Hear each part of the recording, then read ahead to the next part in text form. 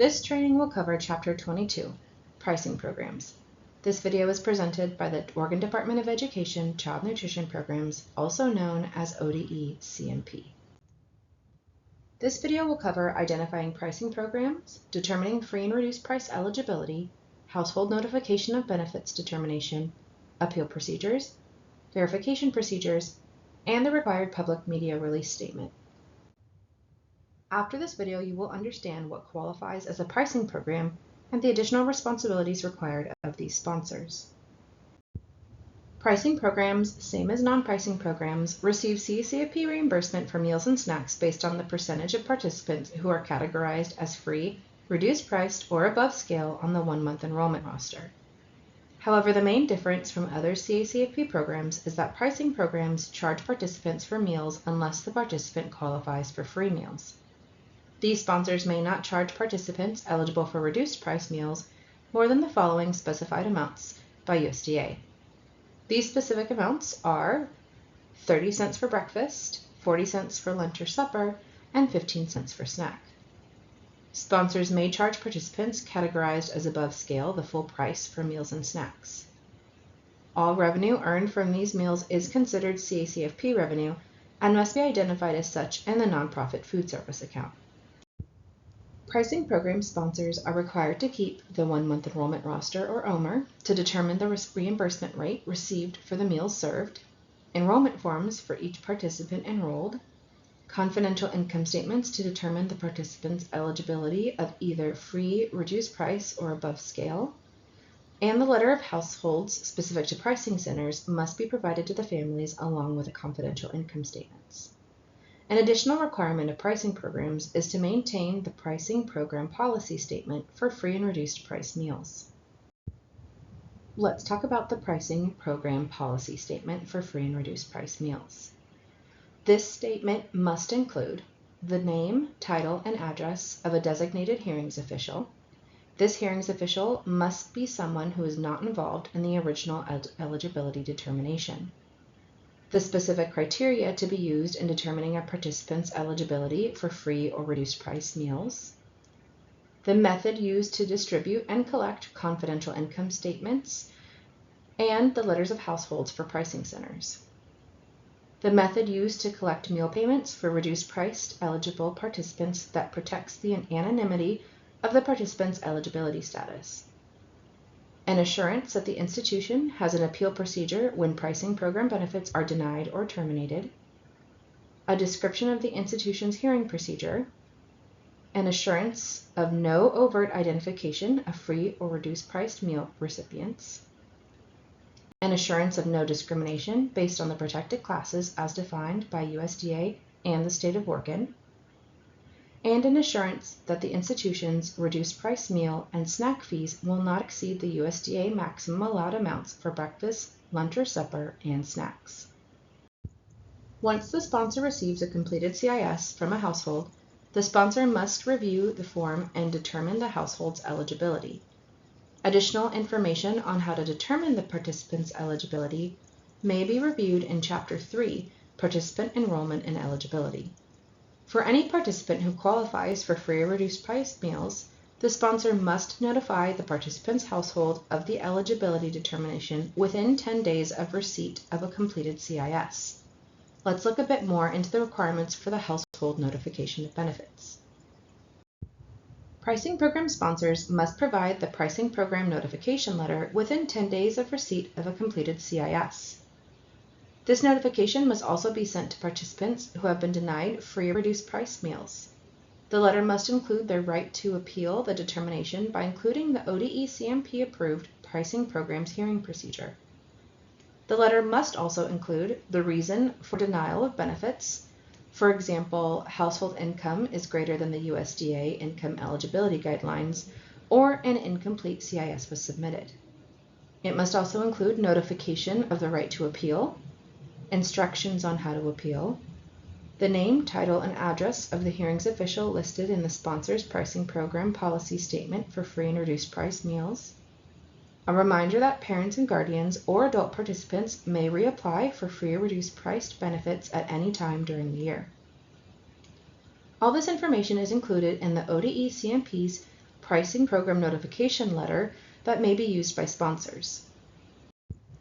A household that wishes to appeal the denial of free reduced price meal benefits in a pricing program may do so under the hearing procedures as outlined in the sponsor's pricing program policy statement for free and reduced price meals. Prior to initiating the hearing procedure, the household may request a conference to discuss the situation, present information, and obtain an explanation of the information submitted on the decision of denial. The request for a conference may not diminish the household's right to a fair hearing. After a conference, if a hearing is requested by a household denied free or reduced price benefits, the sponsor must promptly schedule a fair hearing. The hearing must be scheduled with consideration for convenience to the household, and adequate notice must be given to the household as to the time and place of the hearing. Federal regulations require ODE-CMP to conduct verification of eligibility for free and reduced price benefits and pricing programs once every 3 years.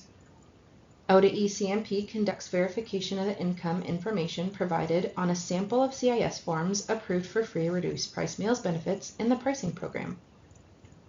The verification procedure includes ODE-CMP contacting the pricing program sponsor and requesting a list of all participants who receive free and reduced price meals. ODE-CMP selecting a sample of participants. The sponsor submitting to ODE-CMP the addresses of the selected participants and copies of the participants' approved CIS forms.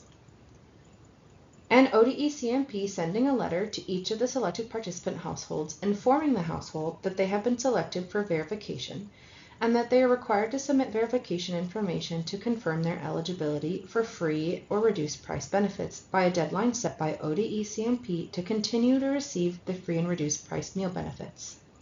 This letter contains contact information for an ODE-CMP child nutrition specialist who can answer questions and assist the household in verification effort if assistance is needed. This letter requests households to submit a Social Security number of all adult members in the household and documentation showing the household income, or documentation that the child is a member of a currently certified SNAP, TANF household, or receive FIDPER. This letter that ODE-CMP sends requests households to submit the following.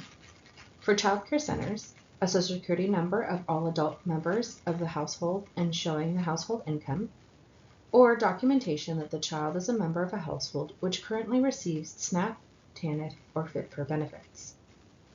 For adult daycare centers, Social Security numbers of all adult members of the household and documentation showing the household income, or documentation that the adult participant currently receives SNAP or FIDPER benefits, or documentation that the adult participant is currently certified to receive SSI or Medicaid benefits.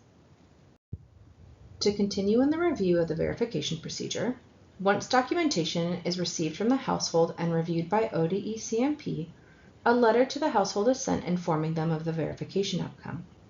The verification process results in one of 2 outcomes.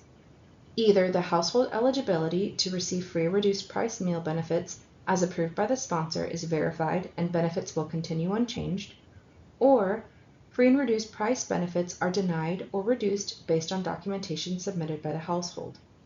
If benefits are denied or reduced, the household is notified of their right to appeal the decision. If the household refuses to cooperate with efforts to verify, ODE-CMP will require the pricing program sponsor to terminate free or reduced price eligibility. ODE-CMP will send the uncooperative household a letter terminating pricing program benefits and notifying the household of their right to appeal the decision. The last step in the verification procedure is ODE-CMP sending a letter to the sponsor summarizing the results of the verification process and listing any eligibility changes that need to be made. It's important to note that if a household appeals the verification decision, the participant must continue to receive free or reduced price meal benefits during the appeal process up until the hearing official renders a final decision, and that the decision of the hearing official is final.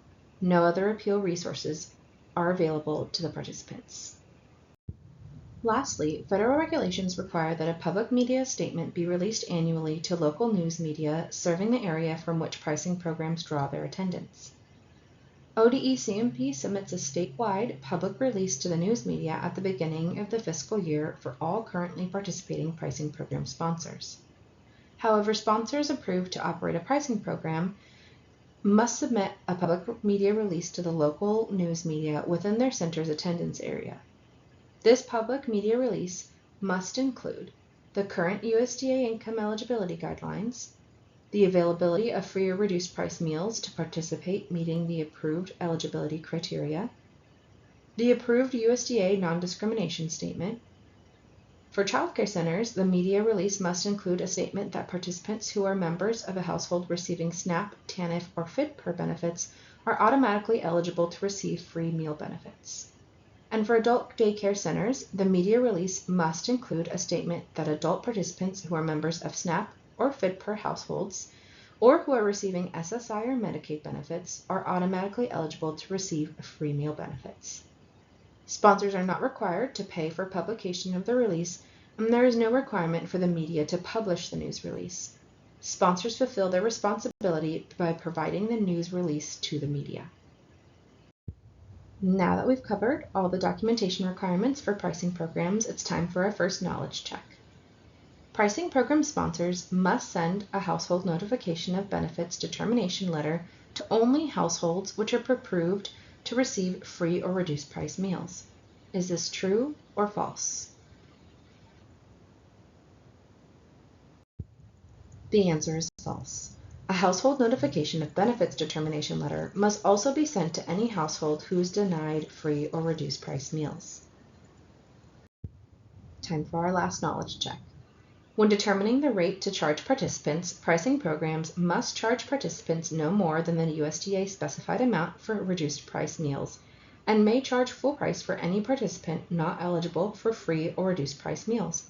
Is this true or false?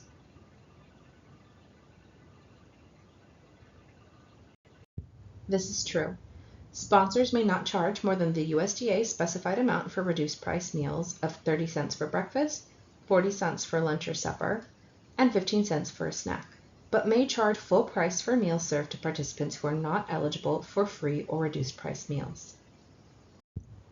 In this training, we have reviewed what a pricing program is and additional responsibilities required of these sponsors, including household notification of benefits determination, the appeal procedure, the verification procedure, and the public media release statement. ODE supports equity and excellence for every learner. This institution is an equal opportunity provider. Thank you for taking this training.